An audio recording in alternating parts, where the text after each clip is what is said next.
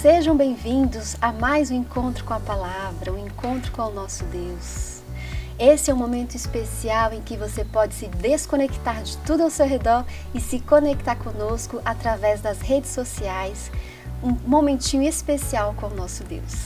E estamos juntos mais uma vez, né, para o nosso bate-papo de hoje. Eu sou a Samira, os nossos queridos amigos, o Mozart, o Daniel. Estamos aqui para um bate-papo legal, especial. Hoje começamos um novo assunto, mas antes de começarmos, vamos falar com o nosso Deus.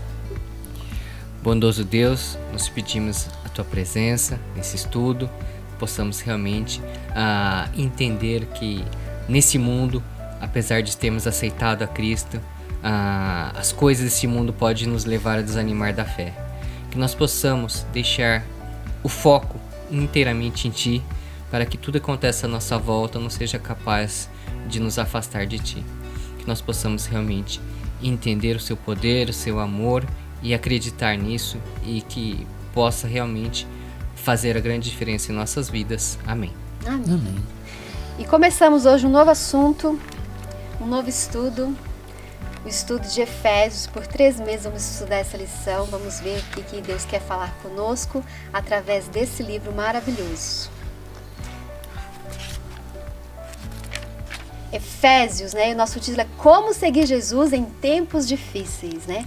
Paulo, escrevendo da prisão, temia que os crentes se desanimassem, esquecendo o que significava ser discípulo de Jesus naquela cultura sofisticada, urbana e pagã. Embora os ouvintes fossem cristãos, o tom de Paulo era de recrutamento. Ele procurava realistá-los na fé, reacender a devoção a Cristo e o envolvimento ao empreendimento divino. Efésios fala tempos como o nosso também, quando o fascínio do mundo e o passado tempo ameaçam entorpecer o discipulado. Eleva Cristo e destaca a importância de segui-lo como cristãos engajados enquanto esperamos o seu retorno. Maravilha! E o verso relevante dessa semana está em Efésios 1 e 9. Se você quiser acompanhar conosco aí na sua Bíblia, e fala assim: Ele nos revelou o mistério da sua vontade, seguindo o seu propósito que Ele apresentou em Cristo, de fazer convergir nele, na dispensação da plenitude dos tempos, todas as coisas, tanto as do céu como as da terra. Paulo tinha um propósito muito profundo a escrever aos Efésios, né? Ele temia, né? Os Efésios estavam sendo tentados a desanimar, né? Estavam ali desanimando a sua fé. Partes porque Paulo estava preso, né? Imagine, né? Como se fala, né? Paulo pregou ali para os Efésios e era como se fosse um guia, né, para eles. E ele estava preso, né? E partes também porque o povo estava sendo perseguido, passando por grandes provações, por grandes dificuldades ali. Paulo escreveu para despertar os crentes em Éfeso quanto à sua identidade integral e aos seus privilégios como seguidores de Cristo. Vamos entender como que era Éfeso. Éfeso era uma das maiores cidades do Império Romano, com uma população de cerca de 250 mil habitantes. Era a capital de uma das províncias mais ricas do Império, a província da Ásia, que abrangia grande parte do que conhecemos hoje como Ásia Menor. Na época de Paulo, a província desfrutava de crescimento e prosperidade. E vamos começar já perguntando. Ali em Atos, Daniel, 19, 13 a 20, teve um acontecimento estranho ali. Que acontecimento foi esse que aconteceu ali que predominou a reverência pelo Senhor Jesus? É interessante que a cidade de Éfeso, por ser uma cidade grande, cosmopolita, alguns diziam que era a 2ª maior cidade do Império Romano, outros diziam que era a 4ª maior cidade do Império Romano. Então nós estamos falando hoje de um equivalente a um São Paulo, a um Nova York, a uma Tóquio, a uma grande cidade. Então acontecia de tudo lá dentro, mas o principal ponto de Éfeso é que todo o comércio e toda a situação girava em torno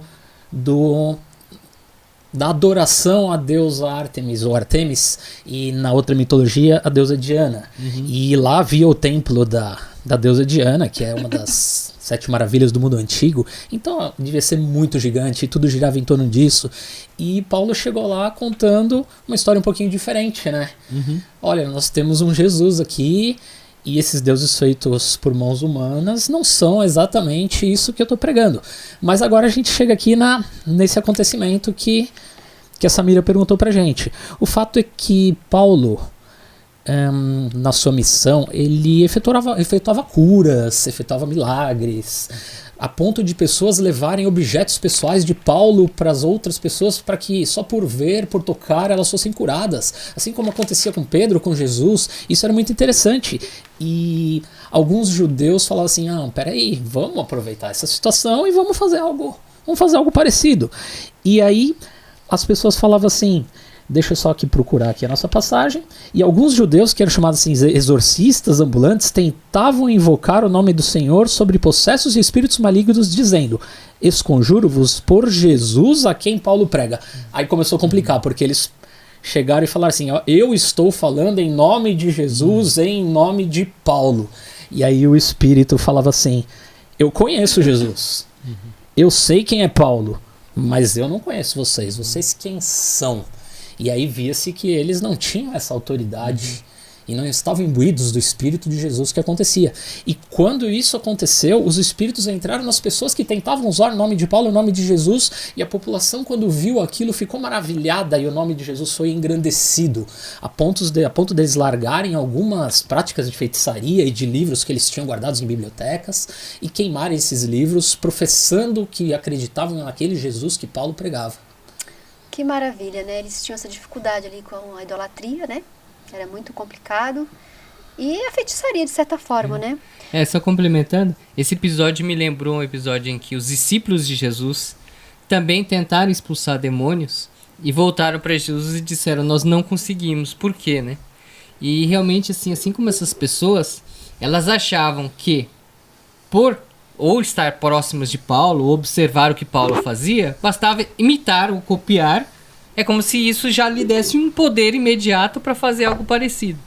Mas na verdade o que eles não entendiam que o que Paulo fazia era um poder inteiramente do alto. E se eles não se colocassem à disposição inteiramente do poder do alto, eles não seriam capazes de fazer o que Paulo fazia. Com certeza. E ali eles entenderam que não se deve misturar, né, a adoração a Deus com outras coisas ou pessoas. Deus é Deus e não se mistura com mais nada, né? Aprenderam uma grande lição ali. E nós também devemos aprender isso, né? Que não devemos, nós não existe dois senhores, né? Ou nós seguimos a Jesus Cristo, ou nós colocamos tudo nele, ou nós acreditamos nele, e não há meia verdade, né? Ou é Deus ou não é Deus, não é verdade? E ali ainda falamos de histórias ali em Atos, Mozart. Teve uma história ali, né, que aconteceu, não sei se foi uma revolta, tá ali em Atos, né? Que lições podemos tirar dessa história que aconteceu ali? Certo, eu vou contar mais um episódio, né? Vou contar o episódio e depois a lição que eu posso tirar disso. Com certeza.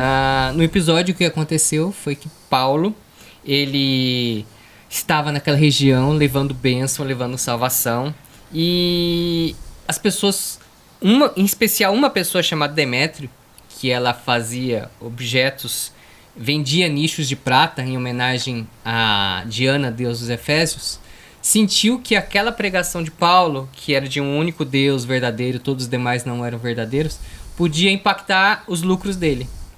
Então essa pessoa de Demétrio incitou o povo a uma rebelião, a gritar por mais de 2 horas, grande a Diana, deus dos Efésios, como se fosse uma afronta a tudo que Paulo estava dizendo, simplesmente por uma ganância pessoal. E aí Paulo teve que reunir os cristãos daquela região e ir embora. A lição que eu tiro disso é que muitas vezes a bênção bate na nossa porta e a gente manda embora por uma mesquinharia. Com certeza. A gente tem que observar quanto Deus atua, quantas oportunidades nós temos e não desperdiçar essas oportunidades. Imagina se eles abraçassem realmente e deixassem essa incitação à rebelião de Demétrio de lado e realmente se focassem no que Paulo fazia. Paulo podia ter ficado muito tempo mais ali distribuindo bênçãos. esse episódio, então, lembra nisso. Você tem que realmente se apegar ao que é importante e à oportunidade que lhe é dada naquele momento. A gente teve uma situação na Bíblia parecida. Foi quando Jesus estava entre o povo gadareno. Sim. E tinha uma pessoa que fazia muitos atos ali de violência. Estava possuído por demônios e Jesus, pelo seu poder, expulsou os demônios daquele homem e autorizou os demônios a entrarem dentro de porcos que estavam ali.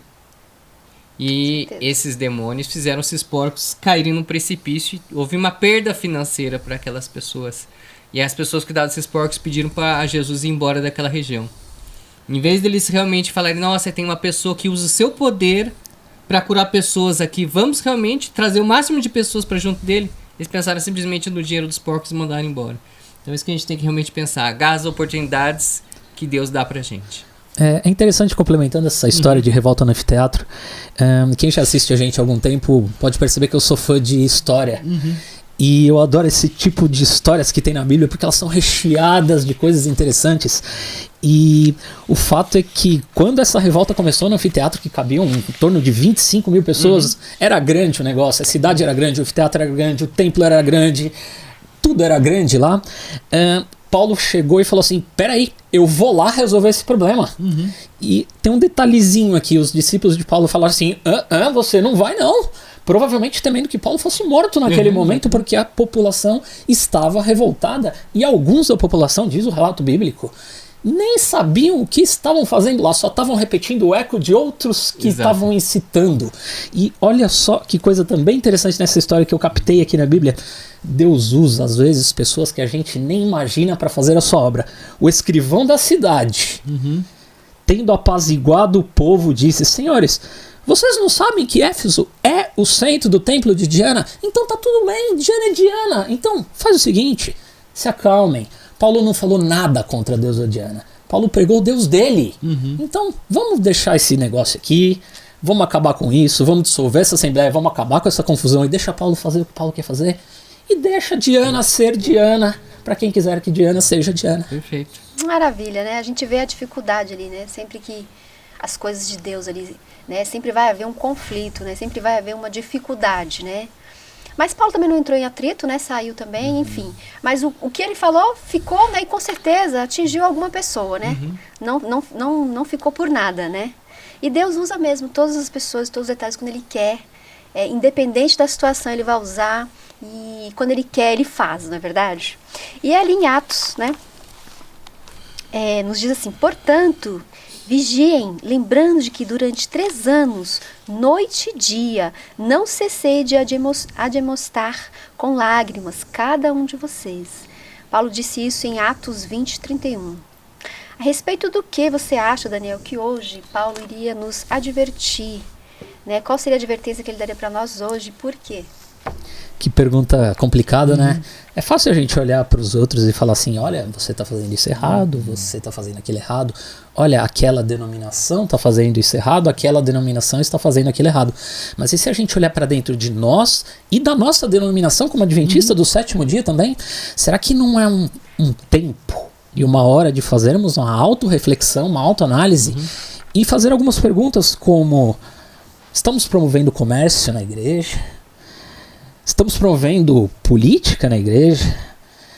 Como está a nossa sede de poder e de mandar nas coisas e querer ser superior aos outros porque temos a verdade ou não temos a verdade? Presunção, a nossa igreja é a única igreja verdadeira, não há salvos fora da igreja adventista do 7º dia. Falsos ensinos. Então eu estou fazendo algumas perguntas só para que a gente faça uma reflexão. Quem sou eu para dizer o que talvez nós estejamos fazendo errado ou não, mas nós podemos fazer uma autorreflexão. Falta de amor ao próximo. Paulo pregava Jesus e pregava aquilo que Jesus veio fazer nesse mundo, salvar os perdidos, ajudar os necessitados e mostrar as verdades do grande reino de Deus que viria e virá ainda no próximo futuro. Eu queria complementar assim, falando não só da questão da igreja adventista, mas acho que uma questão em todas as igrejas, assim, que advertência Paulo faria, assim, olhando o contexto da época que Jesus morreu, a gente vê que Jesus, ele foi morto por doutores da lei, que diziam aceitar a lei, mas ele se recusava a aceitar o próprio Jesus, que por ironia era o doutor da lei. O que a gente vê hoje é a situação oposta em todas as igrejas. A gente vê a situação oposta no seguinte sentido: as pessoas têm até uma certa facilidade de aceitar a pessoa de Jesus, mas elas rejeitam a lei. Exato. Elas pensam assim: olha, aceitei Jesus, vou na igreja os dias da semana que eu tenho que ir, mas quando eu sair da igreja eu quero continuar a vida do jeito como eu sempre levei, como se fosse apenas um compromisso a mais, um evento a mais. Então eu acho que a grande advertência de Paulo para todas as igrejas da nossa época é que a gente se permita ser transformado por Jesus. Amém. Não simplesmente Na ser verdade, tá na plateia apenas. Eu nem digo igreja, né? Mas eu digo pessoal, né? O que Paulo diria para Samira hoje? O que Paulo diria para Mozart? O que Paulo diria para Daniel? Porque nós somos a igreja de Cristo, nós somos o corpo de Cristo. Fazer uma reflexão dentro de nós mesmos, né? Somos miseráveis pecadores, mas uma reflexão do que, como estamos agindo, como estamos esperando Jesus Cristo, como estamos tratando as pessoas. Porque uma vez que você aceita Jesus como seu salvador pessoal, é impossível você permanecer como está. A gente seremos miseráveis pecadores, mas seremos pessoas transformadas. E ao estarmos envolvidos com Cristo diariamente, no relacionamento pessoal, cada dia seremos pessoas melhores, pessoas que amam o nosso próximo e que não se preocupem em julgar e apontar o dedo, porque também somos pecadores, não é verdade? E olha só, a carta de Paulo, a carta que Paulo escreveu aos Efésios era para ser lida em alta voz nas igrejas, né? Que funcionava ali nos lares das pessoas, né? Na região de Éfeso. E eu pergunto a você, Mozart, o que tema-chave aparecia ali na carta de Paulo, na carta para os Efésios? Qual era o tema ali principal, chave, que você achou? Eu achei vários temas importantes, mas assim, eu queria destacar a motivação e a parte que eu achei mais forte, assim. A motivação a gente tem na lição, que era realmente o medo de Paulo de que esse povo desanimasse, já que quando Jesus morreu na cruz, os discípulos desanimaram. Sim. Assim como também quando Paulo foi preso, havia um risco de que aquelas pessoas também desanimassem. Então ele realmente escreveu essa carta com essa motivação. Mas a parte que eu achei mais forte, mais envolvente de toda Efésios, foi Efésios 2, 8 a 10, que fala da relação entre graça, fé e obras. Eu vou ler esses 3 versos, pelo menos que me chamam mais atenção. Porque pela graça sois salvos por meio da fé. Isso não vem de vós, é dom de Deus. Não vem das obras, para que ninguém se glorie. Porque somos feitura sua, criados em Cristo Jesus para boas obras, as quais Deus preparou que andássemos nelas. Então essa relação entre graça, fé e obras, eu acho que isso até hoje é tão confuso para as pessoas, fazendo só uma analogia do que eu entendo dessa relação. Assim, a gente está num atoleiro de pecado e a gente não consegue sair desse atoleiro. E Deus joga uma corda pra gente e essa corda é a graça. E a gente continua, pela fé, se a gente se agarra nessa corda, a gente está salvo enquanto segura na corda. Exato. Enquanto você solta a corda, você afunda. E você só vai estar salvo, em definitivo, o dia que Deus nos tirar totalmente da atoleira, nos levar para o céu transformados. E qual é o nosso papel nisso? A gente tem que ter a fé de segurar a corda, nos despojar de tudo que nos impede de segurar essa corda. Tem várias coisas nesse mundo que nos puxam para baixo, a gente tem que soltar isso, seja dinheiro, tendências, outras coisas. E as obras são apenas uma consequência natural de quem segura a corda. Não adianta você tentar fazer obras sem segurar a corda. Com essas obras, como diz Paulo, a sua fé sem obras é morta. Então, realmente, assim, as suas obras têm que ser um reflexo de aceitação da graça de Jesus. Com certeza, né? E permanecer segurando essa corda, né, Mozart? Porque essa corda é Jesus. E é diário, nossa salvação é diária. Uma vez, todos os dias é acordar e segurar na corda, Jesus. É se relacionar com esse Jesus. E através desse relacionamento vem tudo. Vem obediência por amor, vem transformação, vem aceitar que você é um miserável pecador e que carece dessa graça. Essa graça, ela deve nos comover todos os dias. Porque o passaporte que precisávamos para sermos salvos, Jesus já pagou na cruz do Calvário. Não existe outro meio. Não adianta você falar assim, então agora eu vou ser uma pessoa certinha. agora eu vou fazer isso. Não adianta você achar que vai fazer alguma coisa por si mesmo, porque você não vai fazer. Nós somos pecadores e só vamos ser pessoas moldadas e transformadas se nos relacionarmos, se nos tornarmos pessoas parecidas com Jesus, diariamente, né? E é fantástico, né, essa certeza que nós temos de um Deus misericordioso que nos amou primeiro. Antes mesmo de nós o conhecermos, Ele já nos amou morrendo ali na cruz do Calvário por nós. Esse é o nosso Deus. E voltando ali a Éfeso, mais coisas podemos aprender ali, Daniel. O que podemos aprender sobre os anseios que Paulo tinha em relação a eles ali? Né? A preocupação, né? Tanto que Paulo escreveu uma carta especial para eles, né? Quais eram esses anseios? O que podemos aprender com eles hoje, como cristãos? Eu acho que agora nesse ponto a gente pode aumentar um pouquinho mais aqui a nossa visão sobre a parte histórica do que aconteceu ali naquele momento, né?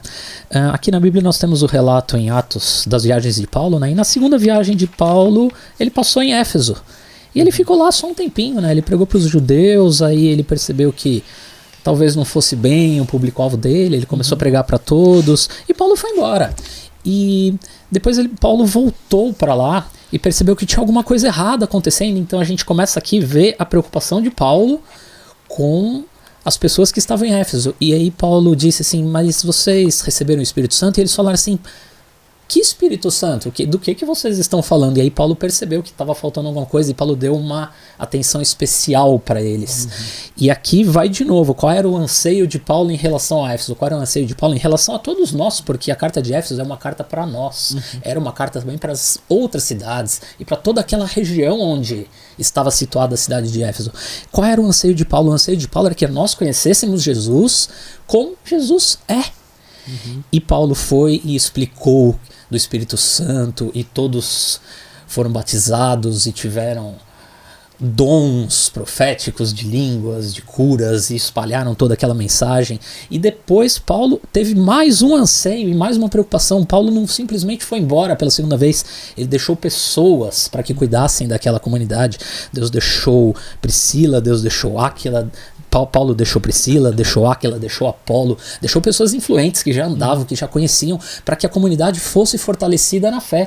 Às vezes a gente pensa que simplesmente nosso relacionamento com Deus é suficiente, e é, mas acontece que o relacionamento em comunidade é muito importante também para que nós estejamos mais fortalecidos. A nossa salvação é individual, mas o nosso relacionamento se fortalece na comunidade, e Paulo se preocupava muito com isso, para que depois que ele não existisse mais, porque quando Paulo escreve a carta aos Efésios, ele já estava em Roma e ele já sabia que seria julgado e condenado à morte pelos romanos. Tanto que Paulo falou, essa é a última vez que vocês me veem. Depois Paulo não foi mais a Efésios. Então o anseio de Paulo era que as pessoas tivessem um relacionamento com Cristo. Efésios é uma carta de Jesus. Efésios é uma carta da graça. Efésios é uma carta para todos daquela época e para todos nós hoje. Jesus, a graça, a salvação. Com certeza, né? Porque Paulo estava preso, mas Jesus está disponível para nós sempre. Ele já morreu, ressuscitou e está no céu, intercedendo por nós. E Paulo queria que eles entendessem isso, porque uma vez que a gente entende isso, somos mais fortes como cristãos, como comunidades, e juntos vamos fazer o quê? Mais discípulos e proclamar essa verdade, para que as dificuldades, né, o próprio título fala, né, como seguir a Jesus em tempos difíceis. Os tempos difíceis, eles estão aí sempre. E Paulo tinha essa preocupação, né, que eles fossem fortalecidos em conhecer a Cristo e serem fortes, porque as dificuldades iriam aparecer. E ele sabia que só iam continuar animados, firmes e confiantes se eles entendessem o que é o amor de Deus, o que é estar relacionado a esse Deus, independente das circunstâncias. E graças a Deus que Paulo nos escreveu, né? E hoje temos a carta de Éfeso para nós também, para desfrutarmos também dessas boas novas. Complementando uma parte que gostei muito que ele falou, da importância da convivência em comunidade, adorando a Deus. Sim. Realmente, você estar junto. Na época da pandemia, as pessoas foram obrigadas a ficarem cada uma na sua casa, foi um período difícil. Mas assim, após a pandemia, é muito importante a gente realmente em comunidade adorar juntos a Deus, porque apesar da salvação ser individual, a nossa vida alterna entre momentos de fraqueza e momentos de vitórias, momentos que você acha que você está sofrendo sozinho, você acha que outras pessoas não estão seguindo, você é um tolo, só você segue, as outras não. E você estando em comunidade, você observa que outras pessoas também têm vitórias e também têm fracassos. Todos nós somos iguais, né? As pessoas realmente são abençoadas por Deus. Se a gente está sozinho em casa, às vezes você acaba se apegando a determinada doutrina e você, pelo seu viés humano, acaba interpretando errado. E quando você vai em comunidade, às vezes te dá uma interpretação correta daquilo. Então eu gostei muito que ele falou assim da importância de a gente se reunir. Não basta a salvação individual, mas ficar sozinho em casa orando e lendo a Bíblia e sem se reunir com os irmãos, isso faz uma falta muito grande. Que a gente possa realmente, como Paulo se preocupou que aquela igreja em Éfeso continuasse. Com certeza. E pensando no que os Efésios passaram ali, em todas as dificuldades que eles tinham ali em relação à idolatria, as dificuldades que eles precisavam enfrentar ali para ser fiéis a Cristo, né? Pensando nisso, que poderes hoje, né? Que poderes ou autoridades estão ativos hoje na nossa sociedade, no mundo em que vivemos, né?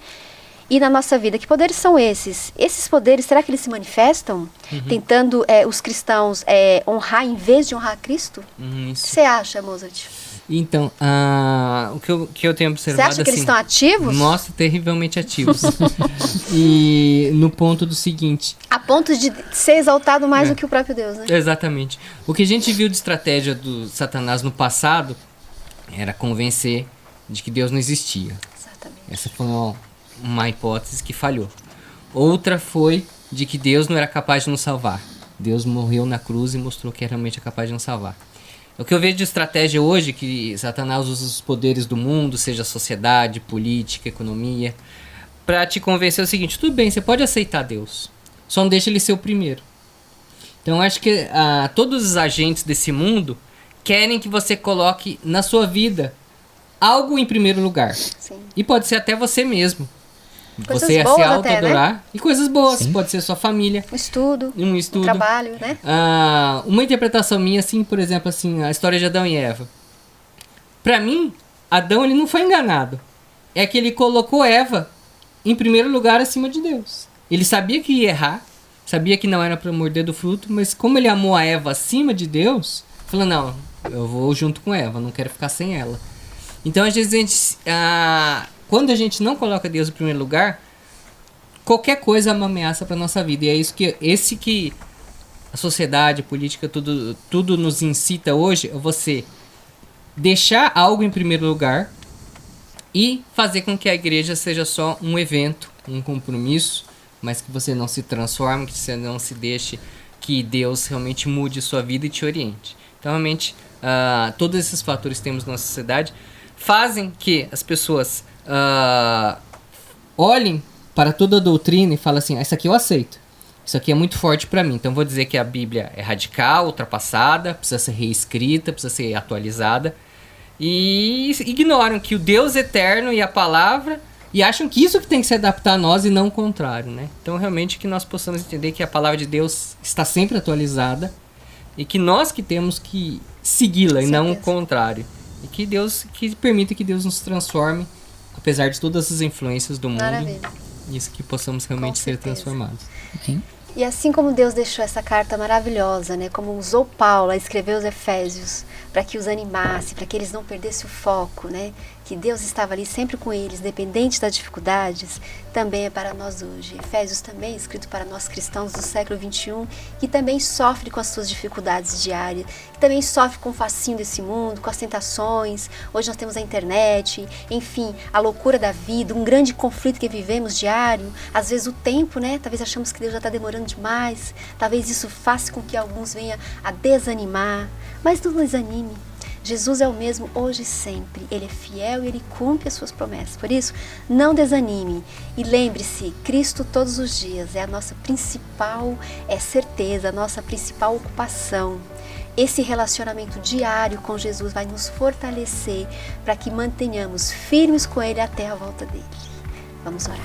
Nosso querido Deus, nosso Pai que estás nos céus, obrigada, meu Deus, por ter um Deus pessoal, um Deus que não se cansa de nos buscar para perto de Ti, porque o Teu único objetivo, meu Deus, é nos salvar. Que nós possamos entender também que o nosso objetivo de estarmos neste mundo também é o céu. É para lá que nós vamos, esse é o nosso destino. Nos dê força e poder para continuarmos confiantes somente em Ti e na Tua palavra. Fica conosco e nos dê a Tua paz, em nome de Jesus. Amém. Obrigada pela sua companhia. Continue conectados conosco nas próximas semanas. O estudo está maravilhoso, tem muito mais. Obrigada, tchau, tchau. Fique com Deus. Obrigada pela companhia. Tchau, tchau.